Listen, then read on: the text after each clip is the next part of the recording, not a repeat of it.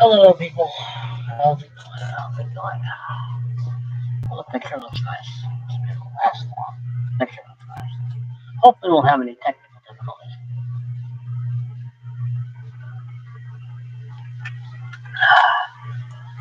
Well, baseball book.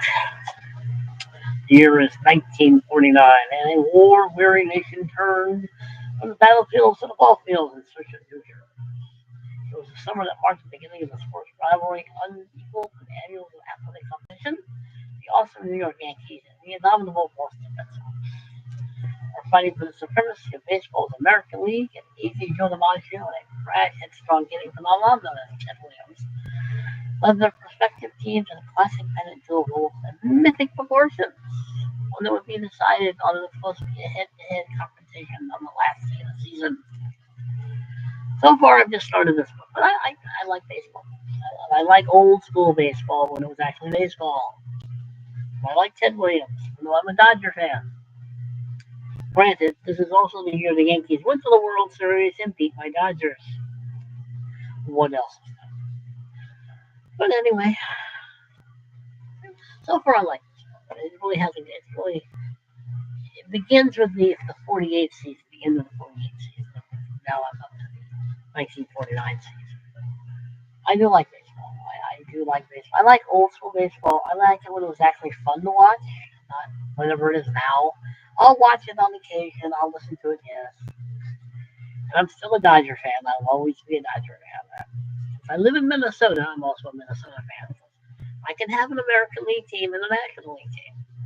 And so far, it's good. Joe DiMaggio, Yankee Clipper, and Ted Williams. I like Ted Williams. If I had to pick my favorite ball player over all of that era, it would be Ted Williams. But he was something else. He was something else. That's putting it mildly. He was something else. But he was a good ball player. He won the Triple Crown twice. So did Roger Hornsby. But, oh yeah. I'm pretty much still plodding through my Ted Williams biography. He just won the 1969 World Series against the Baltimore Orioles, the amazing Mets. This book's okay. I'm not overly impressed with it. But for as short as it is and what it is, it's not a bad book. It's not a bad biography of old Tom Terrific, who would win over 300 games, strike out over 3,000 people, is in the Hall of Fame. It was an interesting guy. Tom Seaver is one of the greatest and most competitive baseball players ever to take the field. He is the only he is one of only two pitchers to win 300 games, record 3,000 strikeouts, and finish with a career ERA below 300. He was Rookie of the Year, three-time Cy Young Award winner, 12-time All-Star, and first ballot Hall of Famer. But he's probably just known for taking a team that had never had a winning record, the New York Mets, and leading them to the most improbable World Series victory in baseball history. His name was Tom Terrific, and no one ever doubted he deserved it. The Mets were simply evil franchise. I remember seeing him play. I remember more or less seeing him play for the Reds and the White Sox. It's a decent book. It's worth reading. It's just not, Ted Williams biography. Of course, again, he was nothing like Ted Williams. Nothing like Ted Williams. I just started this book. Tories fighting for the king in America's first Civil War. So I get that glare out of there. Well, it was America's first Civil War. The American Revolution was a civil war. It was British against British, or Americans against Americans, and it really was. I mean, mostly in the South. The South was barbarian. It really was just a civil war, but brutality on both sides.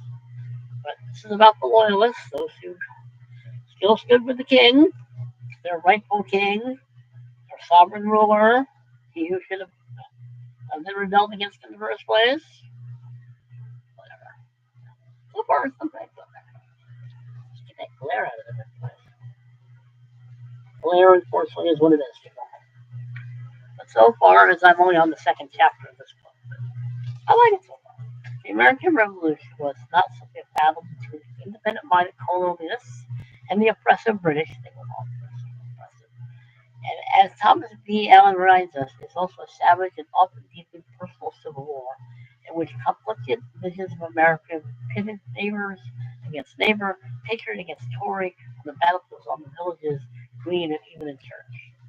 And this is true. I mean, the southern part of the war was brutal. I mean, it was malicious against malicious sometimes. It was it was bloody. It was a mess. But it's a pretty good book so far. I'm on the second chapter, but so far it's not a bad book. So far, I'm liking it anyway. I've already done a blog site on this one, and I've already done a YouTube channel on this book, so I won't go over it again. But I finished this book last week. It it's not a bad book to read. Just I think that it's too. I don't know. Me and my mom disagree on a few points in this book, but that's okay. That's what mothers are supposed to do. To disagree with their pedantic sons or being a little hyperbolic. But otherwise, it's not a bad book. It's just not. I just think it's the word I'm thinking of. It needs to be a little more balanced. Might be the best way to put it. But overall, it's not a bad book. Read it about a bad book. His Killing Patton is better. I heard that killing his book, Killing Custer, killing Crazy Horse is better. Mom like that. Understanding Christian Zionism. I kind of just started this book, so I don't have a lot to say at the moment. But it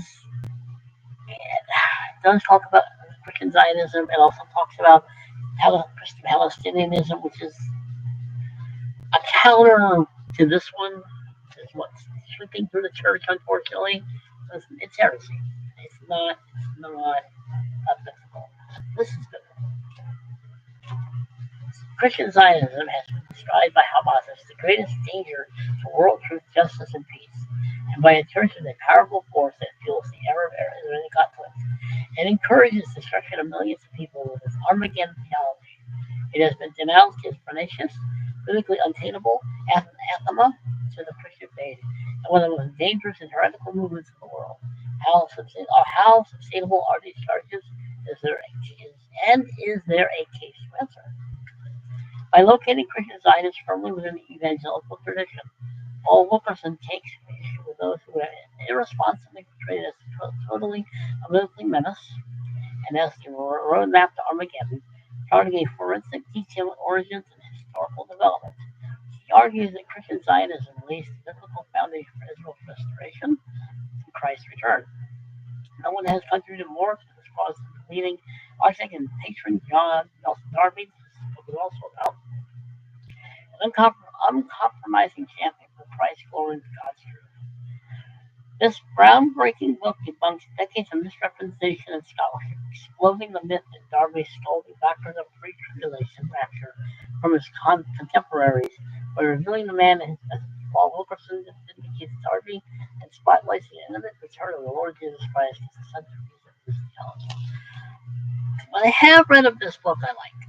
It does explain things pretty good. It is a very good book. It is a good book. And I agree with it, what I've read so far. But, let's see, anything else I finished reading? Still plodding through this. It's interesting. I'll give you that much. It's interesting.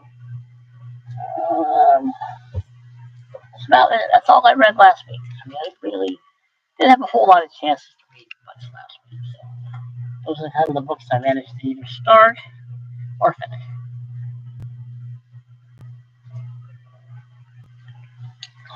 But anyway, like, subscribe, share, comment. Behave yourselves, people, because you know I'm not going to. See you later.